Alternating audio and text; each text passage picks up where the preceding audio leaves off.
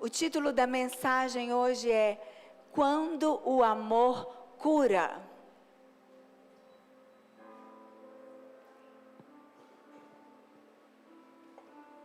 Feche os seus olhos, vamos falar mais uma vez ao Pai.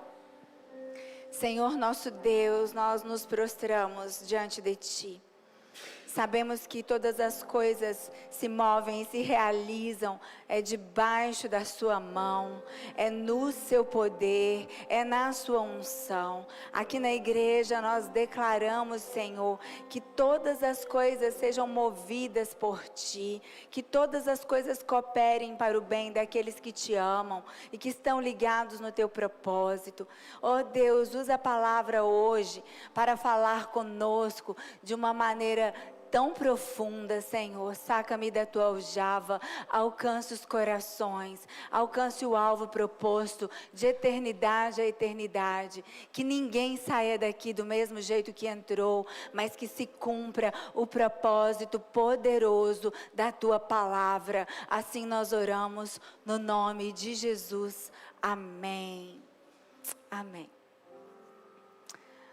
O livro do profeta Oséias. Na quarta passada, nós falamos sobre o amor de um homem, né? Falamos do profeta Oséias, que Deus usou a vida dele para mostrar a Israel a respeito de um amor sacrificial, mostrar a Israel sobre o fato de que mesmo ela tendo se prostituído, tendo adulterado, tendo traído o Senhor permanecia amando, o amor de Deus incomparável. E esse profeta, ele também foi usado por Deus para falar de algo que acontece na vida dos cristãos. Então a profecia amplia, vai para além do povo de Israel e chega até nós, povo de Deus. E o profeta, ele fala assim, Oséias 6, de 1 a 3.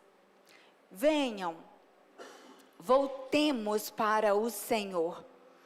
Ele nos despedaçou, mas nos trará cura.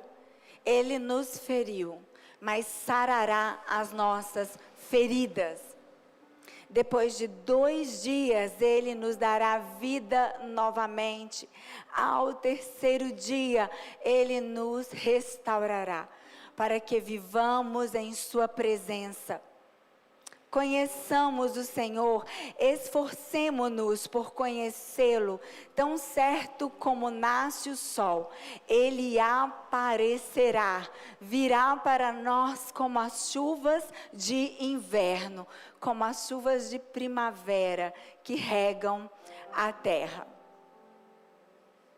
Jesus, ele se revela através do profeta Oséias, falando que tudo o que nós precisamos já está nele. Tudo o que você precisa, quando você creu no Senhor Jesus e o recebeu como seu único e suficiente Salvador, foi aí para dentro de você. Tem recurso dentro de você, tem uma eternidade que foi depositada dentro de você, desde a origem. O que aconteceu é que a queda, o pecado desconfigurou a nossa origem, então o homem está morto. O homem sem Jesus, o homem natural, o ser humano que não recebe o sacrifício do Cordeiro de Deus, ele está morto espiritualmente. Essa eternidade, essa centelha de vida não está lá porque o pecado trouxe a morte como salário. Mas em Cristo Jesus, o Espírito de Deus vem habitar dentro de nós e Ele reacende a chama do avivamento, a chama da eternidade. Então, o papel do cristão é prosseguir em conhecer a Jesus, é conhecer a Cristo e não se cansar de buscar em conhecê-lo, cada dia mais e mais, a cada respirar, a cada situação que você enfrenta, a cada luta, a cada vitória. O papel de um cristão é descobrir Deus em todas as coisas. Onde Deus está nisso? O que Deus quer me falar com isso? Onde Deus quer me levar diante dessas circunstâncias? Sempre haverá um caminho de volta para quem decide retornar ao Senhor. O que a palavra nos diz é que Deus não rejeita um coração arrependido, Deus não rejeita uma oração contrita, Deus não rejeita aquele que se entrega, que mesmo tendo errado, que mesmo tendo se afastado lá atrás, mas um sinal de retorno, Deus já está de braços abertos. Não à toa, de braços estendidos, morreu e se entregou por nós. Sim, Deus cura, Deus restaura e Ele faz florescer novamente aquilo que parecia perdido. O convite continua aberto, vinde, voltemos ao Senhor, vinde como estás. E não somente o profeta Oséias falou assim, mas Jó também foi usado por Deus para falar algo do tipo, vamos para Jó, capítulo 5, no versículo 8.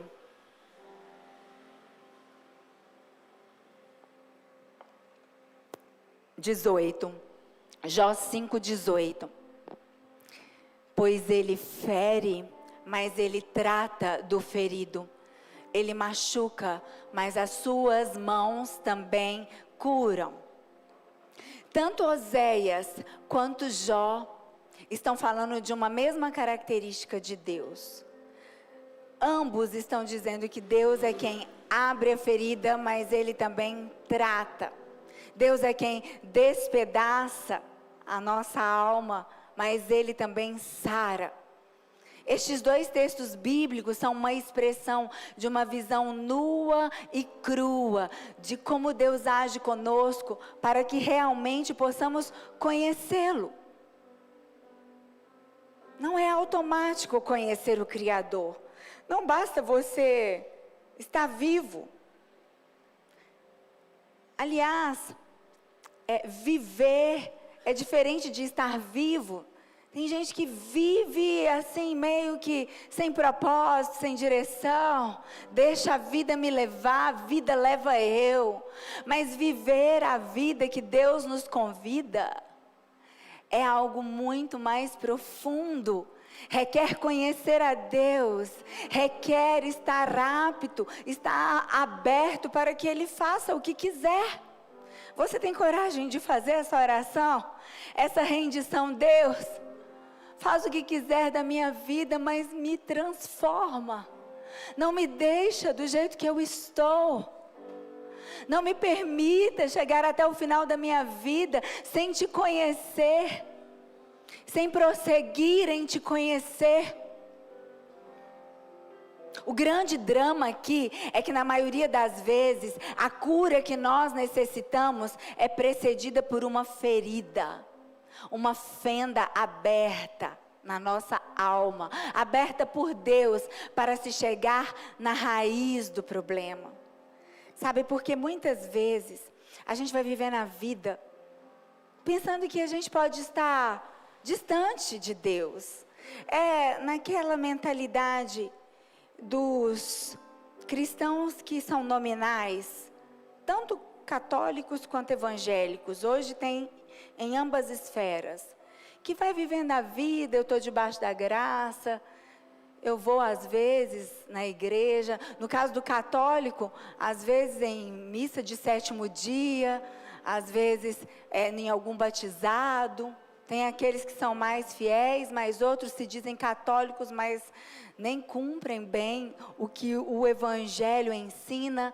Para os evangélicos, talvez, vai caminhando com Deus, enquanto as coisas estão indo da maneira como ele esperava. Mas se tem uma decepção na igreja, se alguém feriu, se um líder frustrou, não quero mais mexer com esse negócio de igreja. Eu quero mais viver com Deus aqui, do meu jeito. E aí, quando a vida vai acontecendo e de repente, um problema vem. Aquele problema parece que te tirou o chão. Você acha que acabou para você, que é a reta final.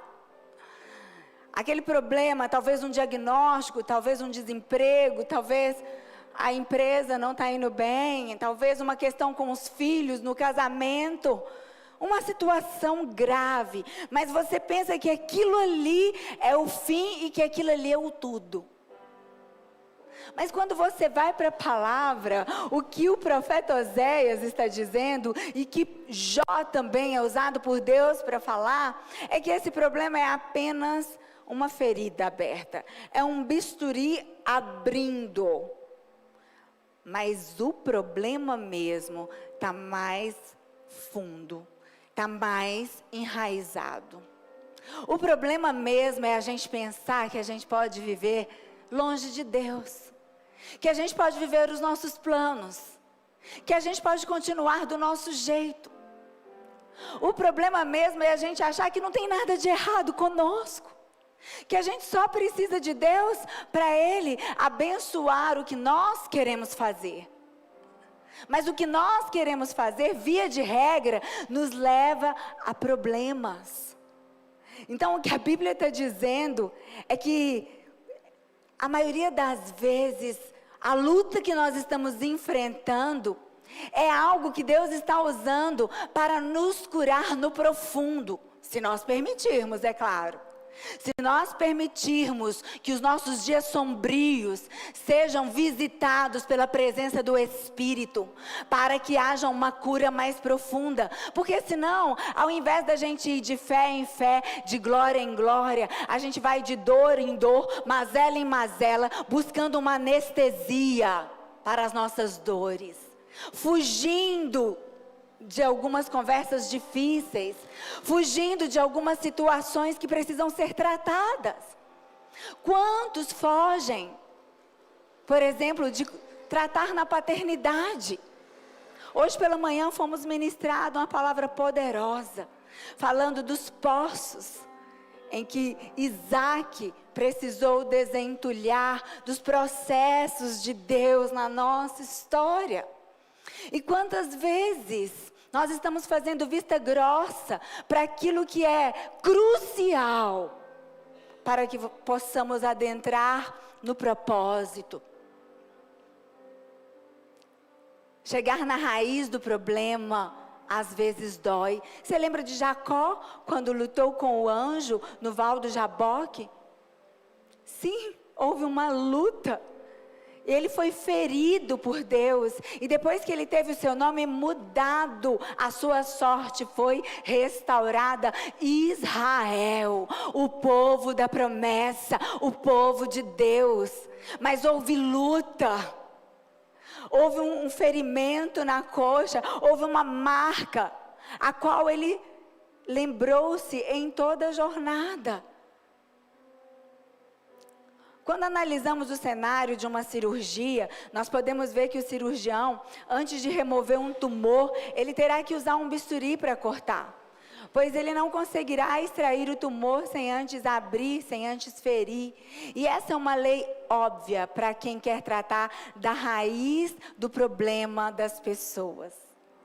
Hoje nós vivemos numa igreja tão superficial, que quando nós vamos tratar da raiz do problema das pessoas, elas não voltam mais. Porque tem muitos outros lugares onde há afago no ego. A superfície é gostosa, é um lugar tranquilinho. Mas esse lugar tranquilinho é aparente, é ilusório, é engano. Deus quer tratar a raiz dos nossos problemas, porque Ele sabe que é lá na raiz que nós vamos sempre voltar. Lá na raiz, você precisa compreender que o amor de Deus é o perfeito amor, mas talvez as pessoas que representam este amor, ou que pelo menos deveriam representar na sua vida, erraram com você. E talvez lá na raiz houve um machucado, uma ferida. Talvez para você, significado de amor é gritar, é brigar. Você cresceu num ambiente de briga, num lar de violência, e você lá na sua infância identificou o amor com isso, porque a figura de um pai e de uma mãe representa amor. Talvez você foi rejeitado. Talvez o seu pai foi alguém que não tinha diálogo, era alguém calado, seco. E você entende que amor é ser calado, seco, fechado. Mas o verdadeiro amor, o amor de Deus, quer ir na raiz do problema. Ele está dizendo: vinde, voltem-se para mim e eu vos curarei. Eu vou ensinar o que de fato é o amor. Não esteja rígido, como se é assim mesmo que tem que ser. É isso aqui que eu tenho para dar, você quer? Porque desse jeito, nós ferimos muito mais do que curamos. E Deus nos chamou para sermos instrumentos do amor dEle. Então, passar pela dor que o Senhor causa é algo bom. Nem toda dor é o inimigo que nos causa. Nem todo problema é o diabo que colocou diante de nós. Olha o que diz lá Provérbios, de número 27, no verso 6.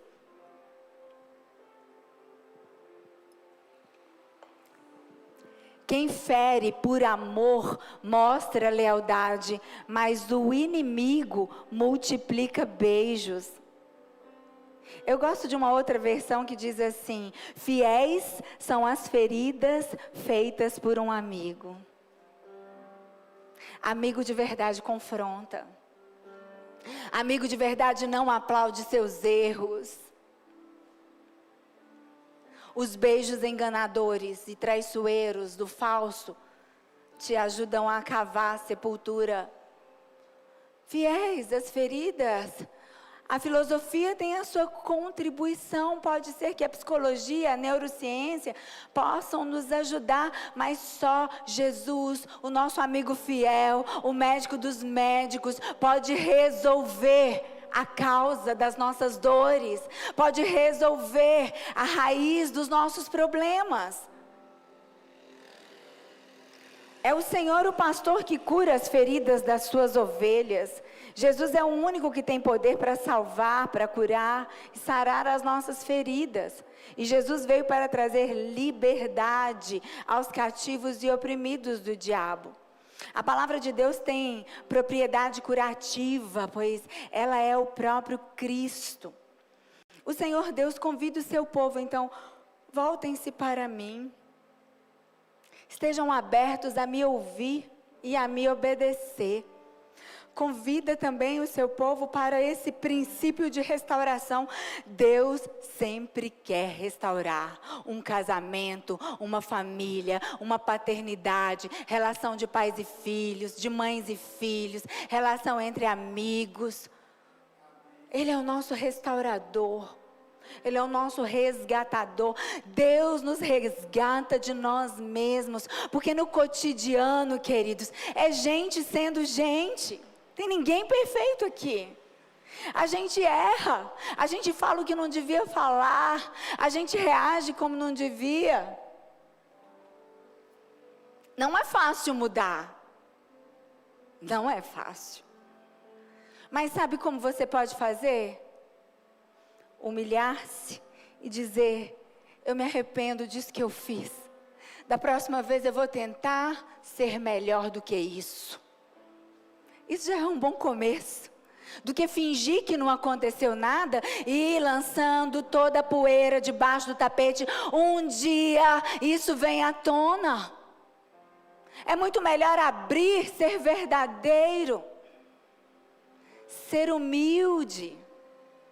O mês de maio é um mês que nós estamos sendo restaurados na virtude do amor. Mas o mês de junho, a humildade já bate na nossa porta. Porque Deus dá graça maior aos humildes, mas Ele resiste um coração soberbo.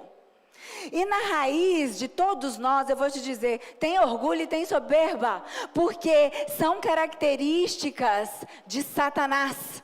E quem pecou primeiro foi Satanás. O pecado não se iniciou na terra, mas no céu. Quando houve uma rebelião de um anjo de Deus, que carregou um terço com ele. E este anjo que se tornou Satanás, o diabo, o adversário das nossas vidas, ele fez o homem pecar. Então quer dizer que orgulho tem dentro de todos nós. Mas você pode vencê-lo na humildade de Cristo. Você pode vencer esse orgulho dizendo: eu vou conseguir fazer melhor do que isso, Senhor, me ajuda. Grita por socorro, pede para Jesus: me muda. Ou é o orgulho, ou é a inveja, ou é a soberba, eu não sei o que é que assola a sua personalidade, o seu temperamento. Eu sei o que assola o meu. Não se aceite do jeito que você é. Vai ter muito lugar que talvez você vai se sentir confortável, que vai dizer: está tudo bem do jeito que você é, continue assim. Mas a verdadeira pregação do Evangelho nos prepara para irmos para o céu. Nos prepara para estarmos diante do nosso Criador, como servos bons, fiéis e aceitáveis na Jerusalém celestial. E para isso toda raiz de orgulho tem que ser arrancada.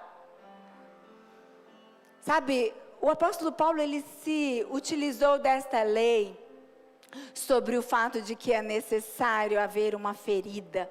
Ele falou disso para os coríntios.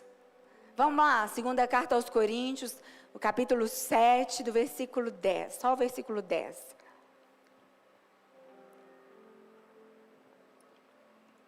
A tristeza, segundo Deus, não produz remorso, mas sim um arrependimento que leva à salvação.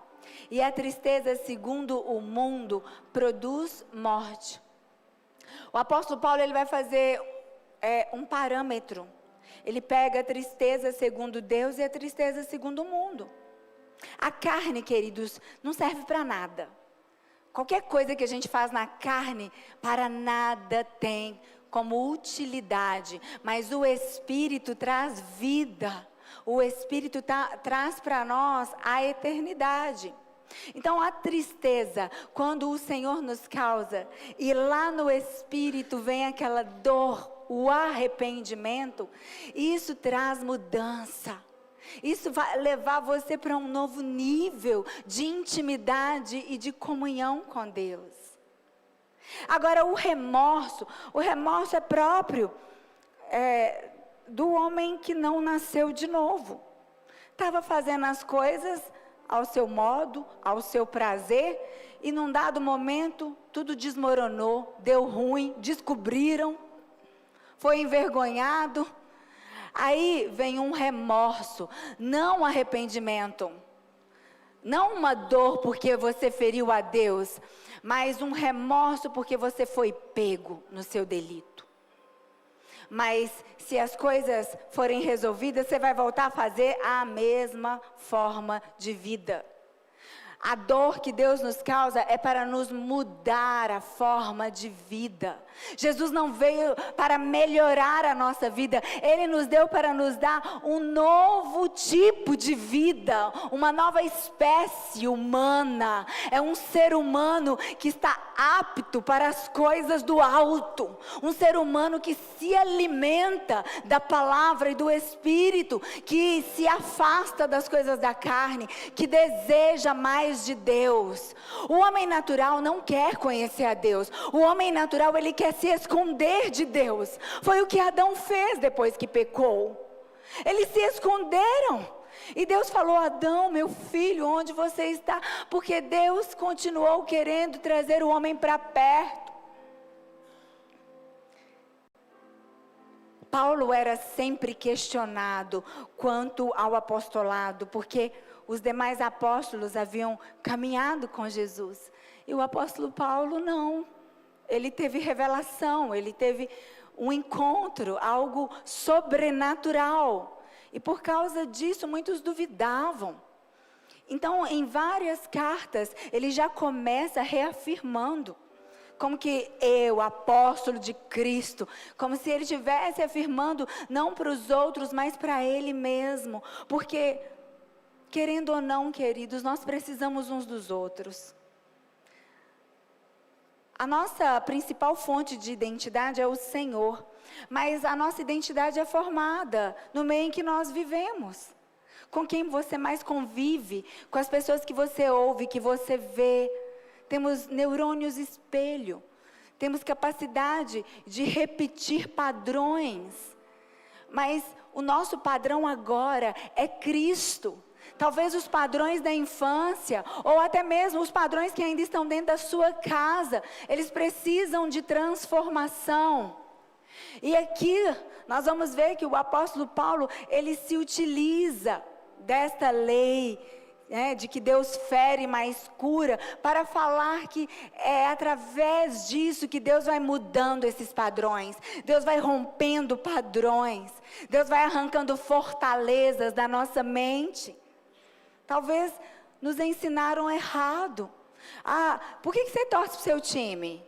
Perguntinha básica. Talvez seu pai torça também, ou um avô, alguém te ensinou. Às vezes, quando pregamos o evangelho, a pessoa fala, até faz sentido, mas a minha mãe me ensinou, então eu sou devota de tal santo, porque se eu negar esse santo, é capaz da minha mãe revirar no túmulo. Olha que fortaleza terrível. Fortalezas na mente, sofismas que precisam ser quebrados. E talvez apenas com uma pregação do evangelho não se quebra. Deus precisa passar o bisturi. Alguma coisa precisa acontecer. Deus precisa te sacudir para te salvar, para te curar, para te tirar desse caminho que vai te levar à morte. Paulo era sempre questionado quanto à sua autoridade espiritual, quanto ao seu ministério.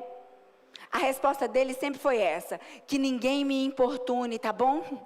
E Paulo, pelo que a gente lê, parece que ele era assim, mais nervoso, não era nada brando. Claro que o fruto do Espírito, ele deu, um homem cheio do Espírito, mas a gente vê por alguns momentos ali, respostas acirradas, ele sempre muito posicionado, firme. Mas ele disse que ninguém me importune, pois eu trago no meu corpo as marcas de Cristo, e elas falam por mim. Quer dizer que teve bisturi aí. Tiveram algumas feridas. Mas ele não fala, ninguém mexe comigo que eu estou cheio de ferida aberta. Ninguém mexe comigo porque eu sou uma pessoa doída. Não. Ele falou, ninguém me questione. Porque as marcas que eu trago já falam por si só. Quais as marcas que você carrega? São cicatrizes ou são feridas? Sabe, o apóstolo Paulo estava dizendo, eu carrego no meu corpo as cicatrizes de feridas que me foram causadas por causa do evangelho. Preste atenção aqui, o apóstolo Paulo, ele foi ferido por causa do evangelho e ele disse que carrega cicatriz. Então quer dizer que todos nós temos cicatrizes e precisamos carregar essas marcas. Todos aqueles a quem Deus levanta, precisa ser capaz de afirmar o mesmo, porque todos, sem exceção, que Deus levanta, vai ser alvo de ataque. Larga de ser essa alma frágilzinha, que precisa do aplauso, da aprovação, que precisa de um lugar preparado por homens, de plataformas, um lugar reservado, especial para você, porque senão você não vai se sentir capaz nem apto para exercer o seu chamado. Não, foi Deus quem te chamou. Haja o que houver, porque se você depende da aprovação das pessoas, tudo aquilo que te move tem poder para te paralisar. Então quando as pessoas te aplaudirem, você está movimentando, é seu combustível, é seu dínamo, é sua fotovoltaica. Mas quando as pessoas começarem a te julgar, porque vai chegar. Jesus nos é o exemplo maior, Os mesmos que disseram: Hosana, salva-nos, Rei dos Reis. Em um curto prazo de tempo, eram as mesmas pessoas que disseram: crucifica-o, mata-o. Não será assim conosco também? E será que nós estamos preparados para quando se amotinarem?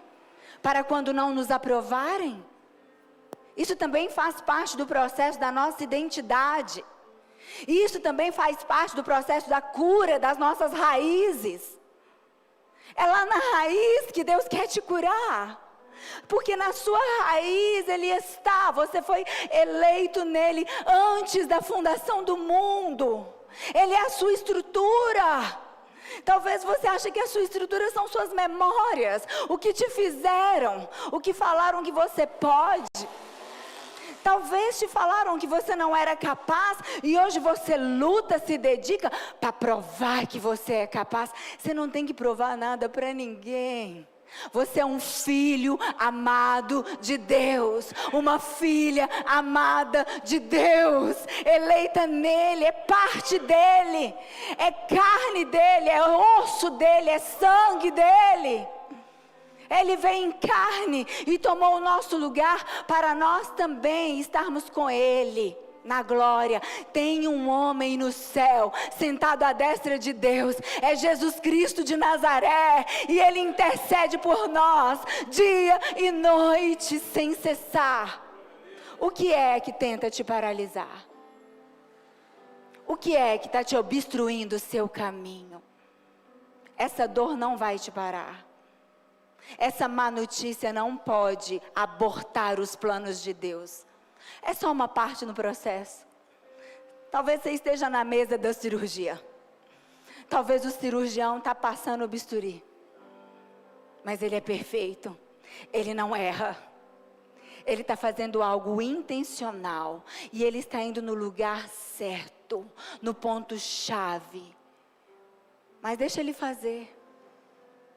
Deixa ele fazer. Vamos para Gálatas 6:17. Todos aqueles a quem Deus levanta precisa ser capaz de afirmar isso aqui, ó. O apóstolo Paulo diz aos Gálatas: sem mais, que ninguém me perturbe, pois eu trago em meu corpo as marcas de Jesus. Tem alguma marca de Jesus aí? Tem algum testemunho aí para dar? Seu casamento é um lugar de testemunho para dar. Sua relação com seu pai é um lugar de testemunho para você dar. Sua relação com seus filhos, com suas filhas. Deus deseja esse lugar para testemunhar. Não pode estar do mesmo jeito para sempre. Tem que melhorar, tem que mudar. E você precisa fazer algo a respeito disso. Há uma grande diferença entre uma ferida e uma cicatriz. A cicatriz nada mais é do que a ferida curada. Achei ótimo o exemplo que o Júnior deu hoje de manhã de uma unha que arrancaram no futebol. A unha saiu inteira quando ele foi tirar a chuteira e a meia. Me deu aquele frio assim na espinha, deve ter doído. E ele falando que no ônibus ele escolhia o canto lá reservado aos...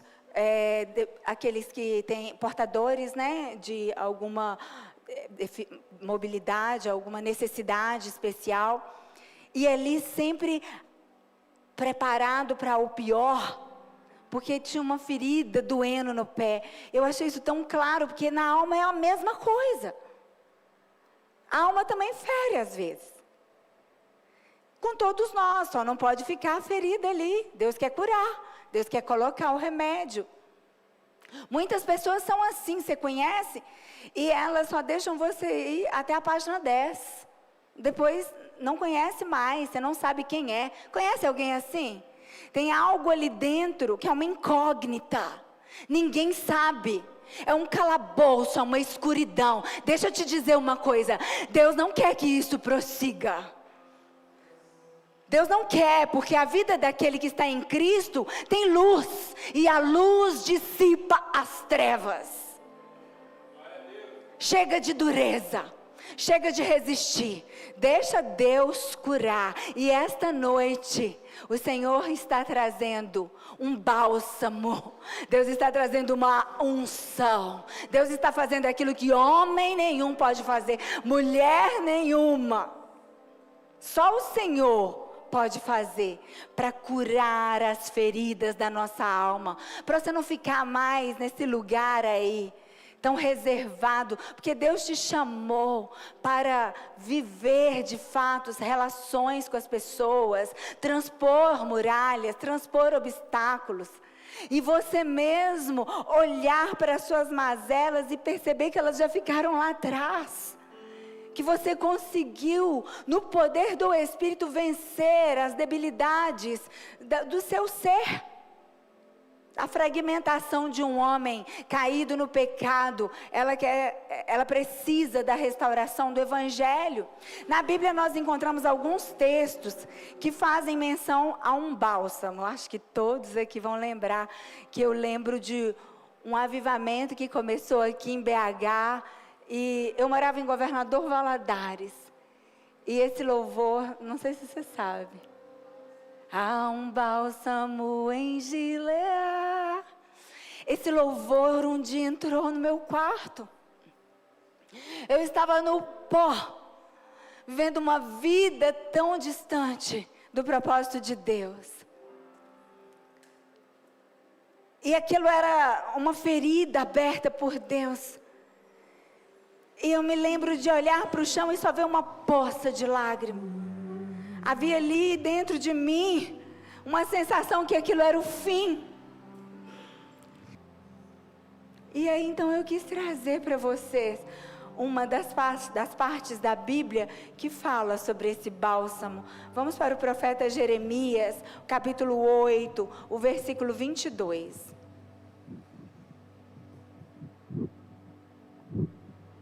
O profeta pergunta: não há bálsamo em Gileade?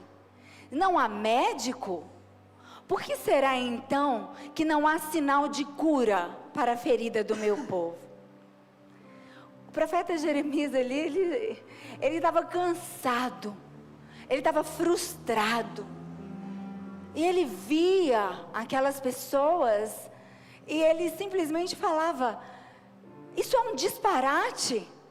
Porque na terra do bálsamo, no lugar onde o bálsamo cresce, onde o bálsamo de Gileade era uma especialidade do povo de Deus, só crescia naquela terra, no arraial do povo de Deus, crescia um arbusto, e daquela planta, da seiva, daquele tronco, saía um bálsamo que curava.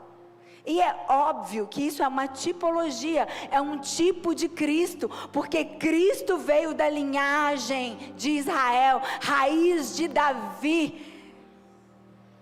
Esse bálsamo de Gileade, para sair ali a seiva, o próprio bálsamo, tinha que ferir a madeira ali, o tronco, o caule, para sair, meio que o processo também da extração da borracha, da seringueira, é o processo de extração do bálsamo de Gileade. Jesus foi ferido, ele foi machucado, ele foi esmagado, sob as suas pisaduras nós somos curados. Dele sai a cura, dele sai a unção para todo aquele que quer. Não é automático. É o que o profeta Jeremias estava falando. Vocês são da terra, do bálsamo, mas vocês vivem como se não existisse bálsamo. Está todo mundo ferido? Tem médico não? Ele olhava o povo, era só ferida, e parece que é o cenário dos nossos dias. Meu Deus, uma igreja ferida, líderes feridos, e o estrago está grande. Não são poucas pessoas que chegam e falam: não, só de olhar a igreja me dá um frio na espinha. Entra, mas não consegue ficar, por causa de feridas abertas. Mas Deus quer curar. Deus quer curar. Jeremias estava falando aquilo, sabe por quê? Porque eles estavam desprezando o Deus que cura. O Deus que tem um bálsamo específico para curar as feridas do corpo e da alma. Para uma nação que estava doente, o profeta fez uma pergunta: porventura não há bálsamo em Gileade? Vocês estão doentes? Porventura não há médico em Gileade? Amostras do bálsamo de Gileade foram levadas a Roma quando Jerusalém foi derrubada. Quando se cumpriu aquilo que Jesus falou, não vai ficar pedra sobre pedra. Sabe por quê? Porque era caríssimo. O bálsamo de Gileade era caro. Chegou a valer o dobro do seu peso em ouro, porque curava. E não servia só para unguento, para cura, unguento, mas servia também para embalsamar mortos, para perfumar, óleo de perfumaria. Então os príncipes, as princesas, aqueles que tinham poder aquisitivo, pagavam o preço que custasse, porque também só naquele lugar que produzia. O bálsamo de Gileade era produzido em Israel, era muito precioso. Havia muitas caravanas que vinham a Gileade para disputar a compra deste bálsamo, visto que grande era a procura e a produção não era suficiente. As folhagens deste bálsamo eram perfumadas, e desta planta poderia ser extraída uma resina, um óleo essencial. A cor era de ouro. Tudo na Bíblia fala, tudo aponta para Jesus. Ele é tão precioso. Como é que nós temos tratado o nosso Salvador? Ele quer nos curar e a gente não quer ser curado? Como assim? Os romanos, sabendo o valor que o bálsamo de Gileade tinha, chegaram até a proteger e a cultivar as suas plantações, que continuaram sendo cultivadas até o tempo das cruzadas, segundo tradições. Só que com o passar do tempo, após este período, as plantações desapareceram completamente de Jericó e Gileade. O bálsamo de Gileade para nós é como um código profético. A Bíblia está cheia de códigos proféticos e eles saltam para nós. O bálsamo de Gileade fala de Jesus purinho. E olha que lindo.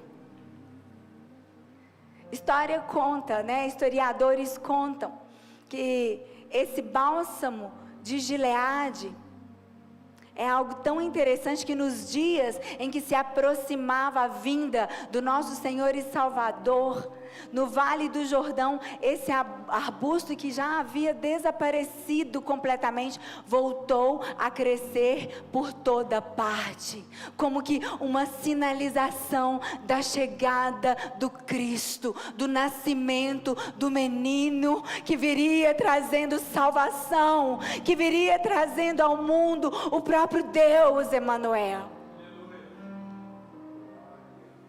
Uma licença poética, não está escrito aqui na Bíblia, mas é bom acreditar. Deus usa de toda a criação para sinalizar o que Ele está fazendo. Deus usa de tudo, tudo mesmo, até mesmo as feridas. O bálsamo, na verdade, era a essência da planta, o extrato, a alma da planta. Sabe o que era preciso fazer para obter este bálsamo? Era preciso ferir-se uma planta. Talvez para esse bálsamo ser extraído, visto que o Espírito Santo já está dentro de nós. Você crê no Senhor, não crê? Crê no Senhor Jesus e será salvo. E aí você já foi batizado, não já? Mas às vezes não está curado?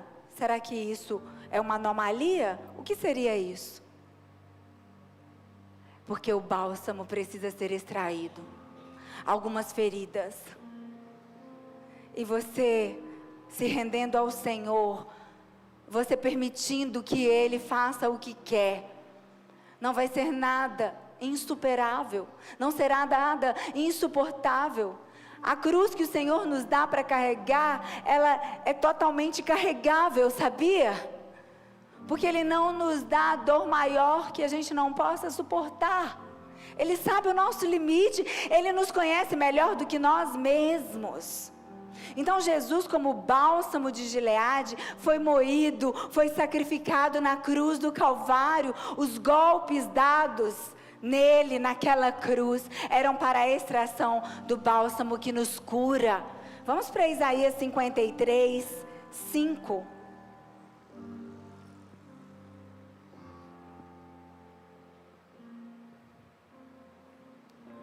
Mas ele foi traspassado por causa das nossas transgressões, foi esmagado por causa das nossas iniquidades. O castigo que nos trouxe paz estava sobre ele, e pelas suas feridas fomos curados.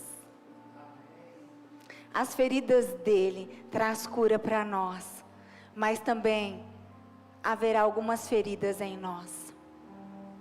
As feridas às quais o apóstolo Paulo falou, as marcas de Cristo. Sabe, o quadro de Isaías sobre o povo de Deus era esse.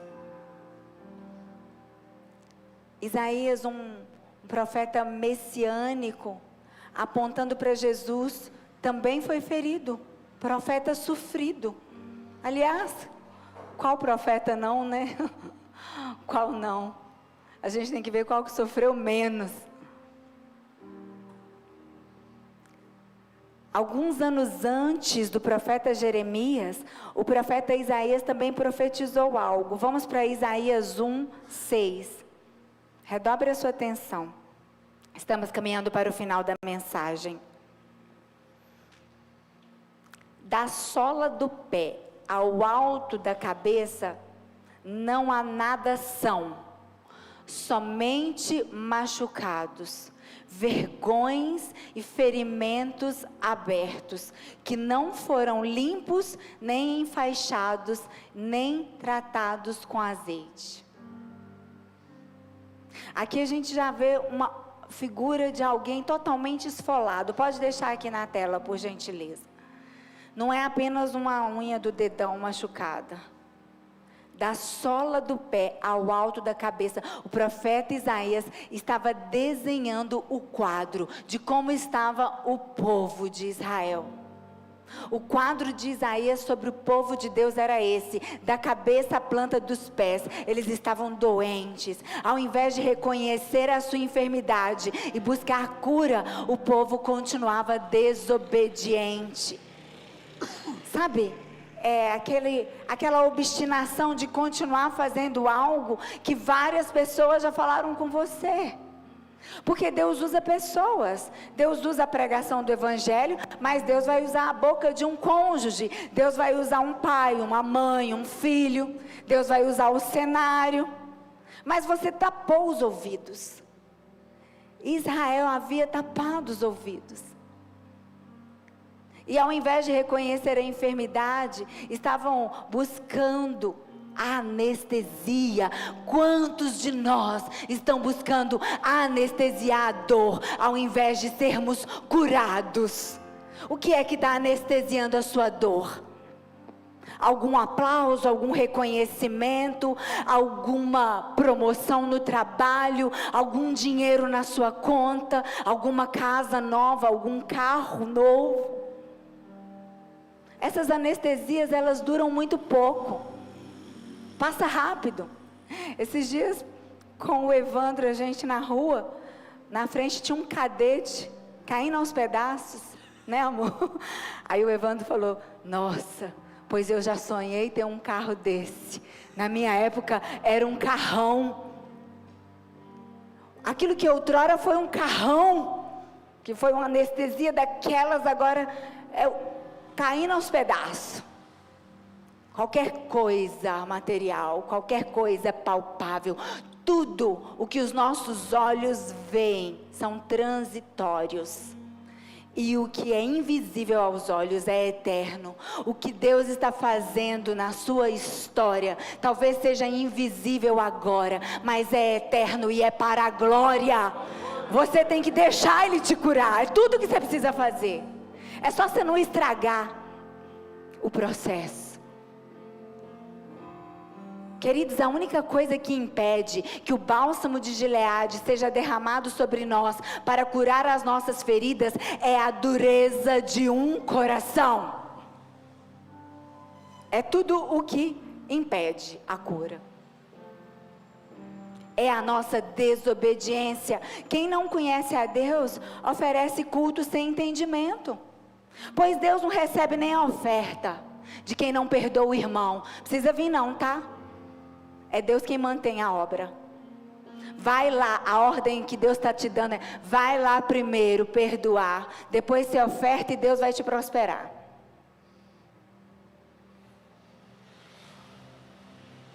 Deixa Deus mudar seu coração. Essa palavra passou aqui primeiro, meu Deus. Mas é Ele que nos fez. Ele é nosso tudo. Então deixa doer. Deixa Ele fazer. O povo de Israel estava oferecendo a Deus rituais vazios e repetitivos. Sabe por quê? Eles pararam de prosseguir a conhecer a Deus. Eles estavam adorando Baal. Eles estavam adorando Astarote. Eles estavam adorando as riquezas. Eles estavam adorando Mamon. Eles estavam adorando as conquistas. E só distanciando de Deus, ao invés de prosseguir em conhecer a Deus. Os príncipes, os profetas, os sacerdotes estavam todos contaminados e dominados pela idolatria. Eles desprezavam a palavra de Deus. Você sabia que tem gente que pega o amor e transforma em idolatria? Tem pais idolatrando filhos. Coloca o filho como reizinho dentro de casa, as filhas, os filhos. Olha que bonitinho aqui, quem manda é eles. Essa geração sabe ao que veio? Sabe não. Todos foram destituídos da glória. E a tendência é só piorar, segundo os escritos bíblicos. Porque a geração da volta de Jesus estará mais perversa, mais adúltera e mais distante de Deus. Se não tiverem os baluartes, as candeias acesas, as tochas queimando, os corações quebrantados e convertidos. Ai de nós. Eles estavam naquela figura que o profeta Isaías mostrou. Tem gente que idolatra namoro. Faz tudo o que o namorado quer só porque não quer perder. Você tem que fazer o que Jesus quer. Porque senão você vai perder o namorado e tudo mais que Deus tem para te dar. E vice-versa. Tanto Jeremias quanto Isaías, eles profetizaram em dias que havia uma terrível apostasia em Israel. O povo estava disperso, as pessoas não se reuniam mais para congregar, nem para adorar a Deus. A apostasia era geral. Certa feita, o profeta Jeremias, desolado, ele perguntou a Deus: está difícil, só quero chorar. Era o profeta das lamentações. E Deus conversou com ele, falou: ô Jeremias, olha ali, o que você vê? Jeremias, o que vês? E diante dele havia uma amendoeira. Deus muitas vezes nos mostra situações, o que você vê, você precisa estar atento, né? Ele viu essa vara de amendoeira. Observe que a pergunta que o Senhor nos faz nunca é sobre o nosso passado. O que você viu? Ô Jeremias, o que você viu lá atrás? O que você viveu? Para de ficar remoendo aquelas histórias. Deixa Deus virar a chave. O que você vê hoje? O cenário hoje, tá bom ou tá ruim? O que Deus quer mudar hoje? Porque diante do que você vê, você já tem uma noção. Você é inteligente, você é cheio do Espírito. A resposta de Jeremias foi pontual: eu vejo uma vara de amendoeira. E Jeremias estava bastante cansado, ao ponto de não enxergar um futuro bom. Sabe, estar cansado talvez é uma sinalização que você precisa parar e observar. Talvez você está fazendo a mesma coisa há um tempão, e Deus está te mostrando, se está cansando, é porque Deus quer mudar o padrão, porque o fardo dele é leve, o jugo dele é suave. Talvez o seu machado está precisando ser afiado. Você está fazendo as mesmas coisas com o esforço dobrado, porque o machado está cego. Para, observa, passa um tempo com Deus. Quando a lâmina do machado está cega, requer de nós muito mais esforço e cansaço. É necessário buscar visão, renovo, intimidade. A propósito, eu já quero te convidar, 6 e 7 de junho, estaremos aqui numa conferência profética, parando um pouco, para conferir, para observar, para ouvir, para afiar os nossos machados. Sim, porque Deus faz isso. Deus usa os seus profetas, Deus usa a sua palavra. É necessário buscar esse renovo e intimidade. Deus nos deu a direção do tema da nossa conferência. Vai ser unidade e intimidade. As duas caminham juntas. Unidade de propósito e intimidade com Deus. Porque quando o seu relógio interior fica desajustado com o do Senhor, você fica como Salomão lá no final de Eclesiastes. Tudo é enfado, tudo é pesado, vai para a igreja, parece que está com um peso de academia no pé, cansado. Pelo menos está vindo, né? Mas não é isso que Deus quer. Deus quer alegria. Eu alegrei-me. Eu estou indo para a casa de Deus, eu vou adorar, eu vou ter comunhão com os meus irmãos, eu vou servir. Quando a gente está se sentindo muito cansado, é sinal que precisamos afiar o machado, precisamos de curar as feridas. As feridas que não são curadas acabam falando por nós. Muitas vezes é delas que nascem as nossas reações tão ruins, os nossos medos, os nossos excessos, aquelas explosões abruptas, feridas abertas. Qual é o maior impedimento da sua cura? Você consegue me responder essa pergunta? Onde havia gatilho, Deus quer trazer paz. Onde havia ciclos repetidos, maldições repetidas, Deus quer começar uma nova vida, uma nova história, um novo começo. Eles diziam paz, paz, mas não havia verdadeira paz entre eles. Os sacerdotes queriam curar as feridas do povo, só que eles estavam indo por um caminho totalmente contrário. É mais ou menos como pôr um band-aid num câncer. É mais ou menos querer curar algo profundo de maneira superficial. Deus vai ir mais fundo. Ele quer ir mais fundo. Se eles tivessem se voltado para Deus, Deus teria curado. Se você quiser de fato se voltar para Deus, Deus vai te curar. Porque há bálsamo em Gileade, há bálsamo para as nossas almas, há bálsamo para o nosso corpo, há bálsamo para as nossas feridas. E para finalizarmos, vamos para Gênesis 37, 25. De manhã então falamos de Abraão, Isaac, Jacó, né? E aí meditamos ali nos poços, falamos um pouco sobre isso, sobre a cura nas feridas da alma. E agora, para finalizarmos o que Deus está falando a mesma coisa. O pão é um só, porque há unidade em nosso meio.